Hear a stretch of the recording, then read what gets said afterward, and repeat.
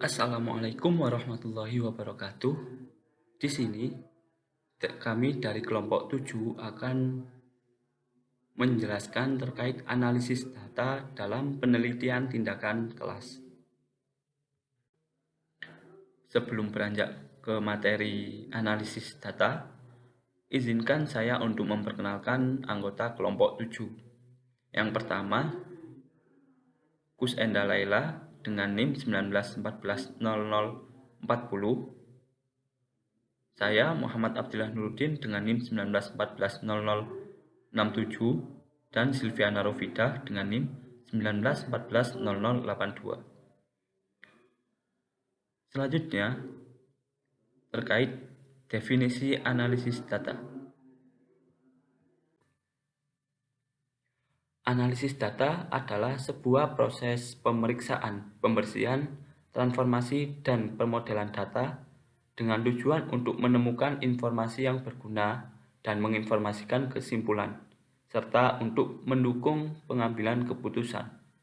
Di dalam PTK, analisis data merupakan bagian yang sangat penting, di mana kualitas hasil dan analisis data merupakan kebermaknaan PTK yang dilakukan.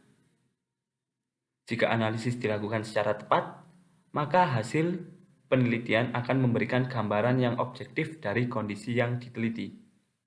Hal tersebut memungkinkan peneliti untuk mengetahui apakah tindakan yang dilakukan berdampak pada penyelesaian permasalahan pembelajaran.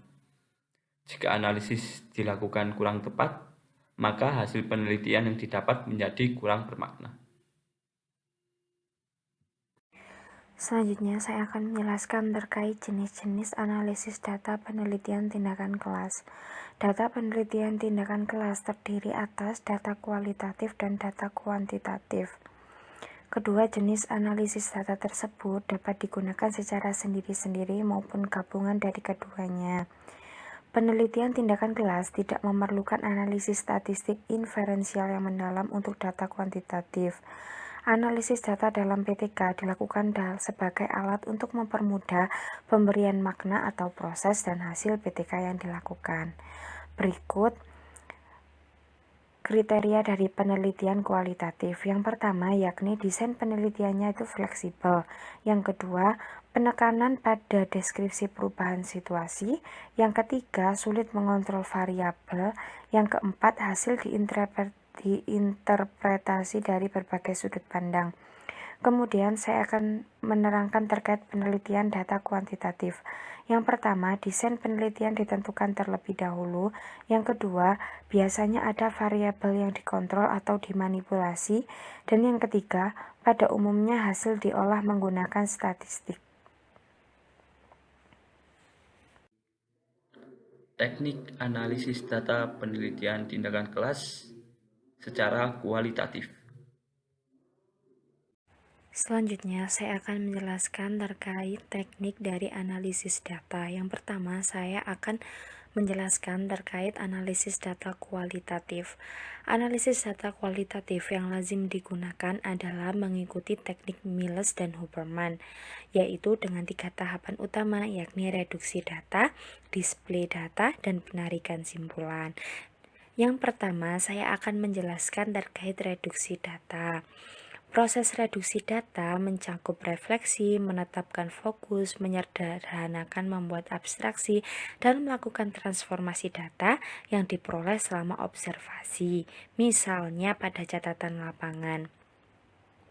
Pada saat proses pengumpulan data, peneliti harus melakukan reduksi data, yakni dengan membuat rangkuman, membuat kode, mengelompokkan data, membuat batasan, menulis memo, dan sebagainya. Perlu diperhatikan bahwa reduksi data kualitatif tidak membuat data tersebut menjadi angka, namun suatu proses mengurangi data yang cukup besar agar mudah dibaca dan dipaparkan dan diolah, serta dapat dipahami secara mudah oleh pembaca. Kemudian, dalam upaya melakukan reduksi data, kita dapat lebih mudah dengan menggunakan catatan pinggir di sebelah kanan dari deskripsi observasi. Peneliti juga dapat menandai data yang penting dengan membuat garis bawah kalimat yang telah dibuat.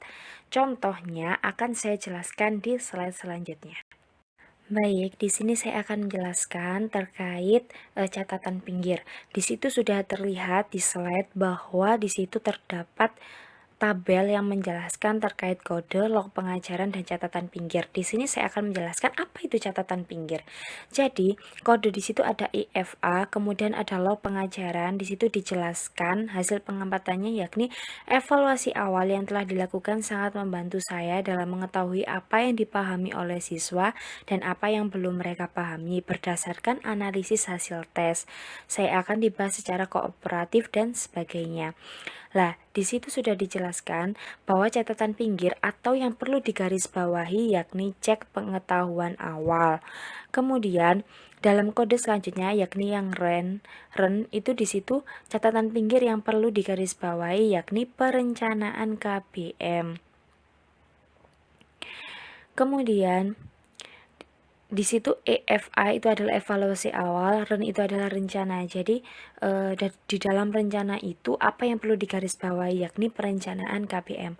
Kemudian di situ ada TIN 1 yakni tindakan 1, evaluasi 1 dan hasil. Di situ ada log pengajaran atau hasilnya yakni setelah melakukan pembelajaran dengan model pembelajaran kooperatif tipe Jigsaw, saya memberikan tes akhir yang terdiri dari 3 pertanyaan tingkat aplikasi C3, 2 pertanyaan tingkat analisis C4, 1 pertanyaan tingkat sintesa C5. Hampir semua siswa dapat menjawab 5 pertanyaan yang diajukan dalam tes yang diberikan, namun hanya beberapa siswa yang dapat menjawab soal tingkat C5 dan sebagainya. Jadi di situ tindakan satunya yang perlu digarisbawahi yakni tindakan. Ada kata-kata tindakan atau catatan pinggir itu tidak selalu digarisbawahi, namun kita dapat memberikan kesimpulan dari sebuah bacaan itu. Jadi tindakan 1 catatan pinggirnya yaitu tindakan. Kemudian di evaluasi 1, di situ catatan pinggirnya yang perlu ditulis yakni evaluasi.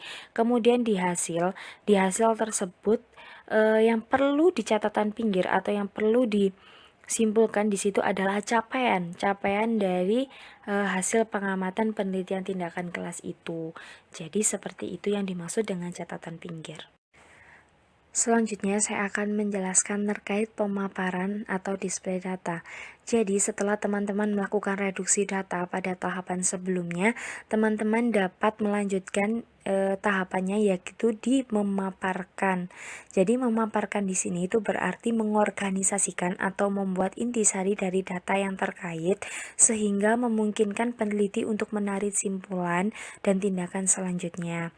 Jadi di sini memaparkan ini itu peneliti setelah melihat dari keadaan kelas, peneliti itu mengorganisasikan atau membuat intisari dari data yang didapat. Kemudian itu peneliti menarik simpulan dan bagaimana langkah selanjutnya yang harus diambil. Kemudian pemaparan data dapat dilakukan dengan menggunakan metrik, bagan, atau grafik. Reduksi data dan pemaparan data adalah bagian dari analisis data kualitatif yang dibutuhkan untuk menarik simpulan sesuai dengan permasalahan penelitian. Jadi, reduksi data dan pemaparan data ini sangat penting di dalam penelitian kualitatif. Jadi, dua tahapan ini harus dilakukan agar penelitian kualitatif yang dilakukan ini dapat memberikan data yang akurat seperti itu. Kemudian, aktivitas ini dilakukan dengan mengumpulkan semua data yang diperoleh dan melakukan refleksi tentang apa yang dapat dijelaskan menggunakan data tersebut. Jadi, aktivitas yang pemaparan ini itu dilakukan dengan mengumpulkan semua data yang diperoleh. Kemudian dari data yang sudah diperoleh itu, kita sebagai peneliti dapat melakukan refleksi tentang apa yang dapat dijelaskan menggunakan data tersebut seperti itu. Selanjutnya saya akan menjelaskan terkait penarikan kesimpulan dan verifikasi. Proses penarikan kesimpulan dan verifikasi data kualitatif sudah dimulai semenjak proses pengumpulan data, yakni dalam upaya mencari pola, penjelasan, konfigurasi yang mungkin hubungan antar faktor atau variabel dan skemanya. Untuk dapat membuat kesimpulan yang sesuai dengan pertanyaan penelitian, peneliti harus memeriksa apakah data yang dikumpulkan masih relevan dan terkait dengan rumusan masalah atau pertanyaan penelitian yang telah ditetapkan. Pertanyaan penelitian dapat direvisi jika tidak didukung dengan data yang sesuai. Peneliti sebaiknya mencoba menganalisis pola, ide, kecenderungan sejak awal memperoleh data sampai akhir proses pengumpulan data. Jadi saya terangkan bahwa proses penarikan kesimpulan ini itu dilakukan dari proses pengambilan data. Pada saat pengumpulan data, kemudian tahap-tahap selanjutnya ini tuh sudah dapat dilakukan seperti itu. Lah, penarikan kesimpulan ini dapat diambil dari pertanyaan penelitian yang telah disusun. Namun, jika data yang didapat itu tidak sesuai dengan pertanyaan penelitian, maka pertanyaan penelitian itu dapat direvisi. Namun, peneliti itu sebaiknya mencoba menganalisis pola, ide, atau kecenderungan itu sejak awal memperoleh data, supaya tidak ada data yang mengganjal, supaya data yang dihasilkan dari awal sampai akhir itu data yang relevan dan konkret seperti itu. Teknik analisis data penelitian tindakan kelas secara kuantitatif.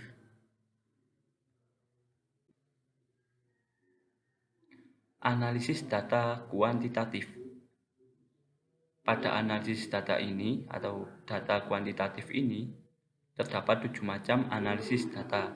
Yang pertama, distribusi frekuensi, yakni distribusi yang mana penyajian data deskriptif menunjukkan frekuensi mutlak yang mengacu pada kategori atau kelompok masalah tertentu. Penyajian distribusi frekuensi ini disajikan berupa bilangan bulat. Nah, pada distribusi frekuensi ini, kita berfokus untuk analisis kita pada data yang menunjukkan frekuensi yang jelas pada kategori, kelompok, atau masalah tertentu. Kemudian yang kedua, distribusi presentase, yakni yang distribusi presentase disebut frekuensi relatif yang menunjukkan informasi data dalam persentase. Informasi yang ditunjukkan menunjukkan besarnya bagian aspek yang satu dibandingkan dengan data keseluruhan, sehingga dapat menunjukkan imbangan besarnya secara relatif pada setiap bagiannya. Kemudian analisis yang ketiga yakni diagram. Diagram atau grafik poligon dan histogram dapat dibuat berdasarkan data yang disajikan pada tabel distribusi frekuensi maupun persentase. Sedangkan diagram kue serabi dibuat berdasarkan frekuensi relatif atau distribusi persentase. Kemudian analisis data kuantitatif yang keempat yakni modus. Modus adalah nilai yang muncul paling banyak dalam distribusi atau dalam data yang telah dikumpulkan. Kemudian yang kelima ada median. Median adalah nilai tengah, yakni nilai yang menjadi batas skor atau batas nilai antara 50% subjek yang memiliki nilai besar dari 50% nilai subjek yang berada di bawahnya. Jadi median ini adalah nilai tengah. Kemudian min yakni adalah nilai rata-rata, merupakan ukuran tendensi sentral yang paling banyak digunakan dalam penelitian. Jadi kalau median adalah nilai tengah dari banyaknya nilai, kalau mean ini adalah nilai rata-rata. Jumlah semuanya dibagi jumlah nilainya dibagi jumlah frekuensinya. Kemudian ada standar deviasi, yakni standar devian banyaknya yang digunakan dalam analisis statistik deskriptif selain nilai rata-rata dan diagram. Selanjutnya yaitu pengertian penyajian data pada penelitian tindakan kelas. Penyajian data merupakan salah satu kegiatan dalam pembuatan laporan hasil penelitian yang telah dilakukan agar dapat dipahami dan dianalisis sesuai dengan tujuan yang diinginkan. Tujuan penyajian data adalah agar dapat ditampilkan ke dalam bentuk tertentu seperti tabel ataupun grafik agar lebih mudah dipahami oleh pengguna atau pembaca data. Selanjutnya yaitu bentuk penyajian data. Setelah memperoleh data, biasanya data-data yang diperoleh tersebut dapat disajikan dalam 3 bentuk. Yang pertama yaitu tabel. Tabel adalah penyajian data dalam bentuk kolom guna mempermudah pengklarifikasian data atau pengelompokan data. Tujuan dari penyajian data dalam bentuk tabel adalah untuk memberikan informasi dan gambaran mengenai jumlah secara rinci sehingga mempermudah dalam melakukan analisis terhadap suatu data yang disajikan. Yang kedua yaitu diagram. Pengertian dari diagram itu sendiri merupakan serangkaian gambar-gambar yang menunjukkan data secara visual serta didasarkan atas nilai-nilai pengamatan aslinya maupun dari tabel-tabel yang dibuat sebelumnya.